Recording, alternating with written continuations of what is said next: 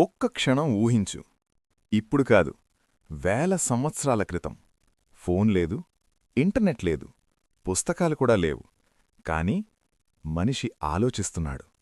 ఆకాశాన్ని చూస్తూ, నక్షత్రాలను లెక్కపెడుతూ, మరణాన్ని చూసి భయపడుతూ. ఒక ప్రశ్న అతని మనసులో తిరుగుతోంది. ఈ ప్రపంచం ఎవరిది? నేనిక్కడ ఎందుకున్నాను? ఈ ప్రశ్నల నుంచే ఏన్షియంట్ ఫిలాసఫీ పుట్టింది. కామెంట్ చెయ్యి, మనిషి మొదట ప్రశ్న అడిగాడు అని. ఏన్షియంట్ వరల్డ్లో మనిషి పరిస్థితి. ప్రాచీన కాలంలో మనిషి జీవితం సులభం కాదు. ప్రకృతి భయం, అడవి జంతువుల భయం, వ్యాధుల భయం, మరణ భయం. ప్రతిరోజూ ఒక సర్వైవల్ స్ట్రగల్. కాని ఆశ్చర్యమేంటంటే మనిషి సర్వైవల్తో సంతృప్తి చెందలేదు. అతనడిగాడు, నేను బతుకుతున్నాను, కాని ఎందుకు? ఇదే జంతువులకి మనిషికి మధ్య తేడా. జంతువులు జీవిస్తాయి, మనిషి జీవితం గురించి ఆలోచిస్తాడు. రిలిజియన్ ముందు ఏన్షియంట్ ఫిలాసఫీ ఎందుకు వచ్చింది? చాలామంది అనుకుంటారు, ముందు రిలిజియన్ వచ్చింది, తర్వాత ఫిలాసఫీ వచ్చింది అని. కాని నిజం వేరే. ముందు ప్రశ్న వచ్చింది, తర్వాత సమాధానం వచ్చింది. ప్రాచీన మనిషి అడిగాడు, సూర్యుడు ఎందుకు ఉదయిస్తాడు? వర్షం ఎందుకు పడుతుంది? మరణం ఎందుకు వస్తుంది? ఈ ప్రశ్నలే ఏన్షియంట్ ఫిలాసఫీ. తర్వాత ఈ ప్రశ్నలకు కథలు, దేవతలు, నియమాలు వచ్చాయి. Philosophy is equal to question, religion is equal to organised answer. Ancient philosophers ఏమి వెతికారు?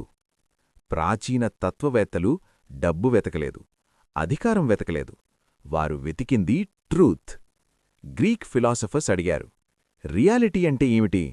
మ్యాటర్ మొదటి మూలమేంటి? ఇండియన్ ఫిలాసఫర్స్ అడిగారు, ఆత్మ అంటే ఏమిటి? మోక్షం అంటే ఏమిటి? చైనీస్ ఫిలాసఫర్స్ అడిగారు, ప్రకృతితో ఎలా జీవించాలి? సమతుల్యత అంటే ఏమిటి? ప్రాంతాలు వేరు, కాని ప్రశ్న ఒక్కటే, నిజం ఏమిటి? ఫియర్ అండ్ డెత్ ఏన్షియంట్ ఫిలాసఫీకి మూలం. మనిషి ఎక్కువగా భయపడింది ఏదంటే మరణం. ఒక మనిషి ఉన్నాడు, తర్వాత లేడు. ఈ సంఘటన మనిషిని కుదిపేసింది. అతనడిగాడు, మరణం తర్వాత ఏముంది? నేను పూర్తిగా అంతమా? ఈ భయమే ఏన్షియంట్ ఫిలాసఫీకి గుండె.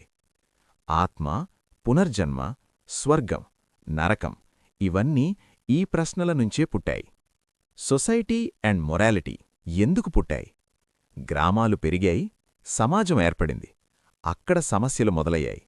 ఎవరు రాజు, ఎవరు బలవంతుడు, న్యాయం ఎవరు నిర్ణయిస్తారు? ఇక్కడే మోరల్ ఫిలాసఫీ పుట్టింది. ఏన్షియంట్ ఫిలాసఫర్స్ అడిగారు, మంచి అంటే ఏమిటి? చెడు అంటే ఏమిటి? న్యాయం అంటే ఏమిటి? నియమాలు, చట్టాలు, ధర్మం ఇవన్నీ ఏన్షియంట్ ఫిలాసఫీ నుంచే వచ్చాయి. ఏన్షియంట్ ఫిలాసఫీ ఎందుకు ఇప్పటికీ రెలవెంట్?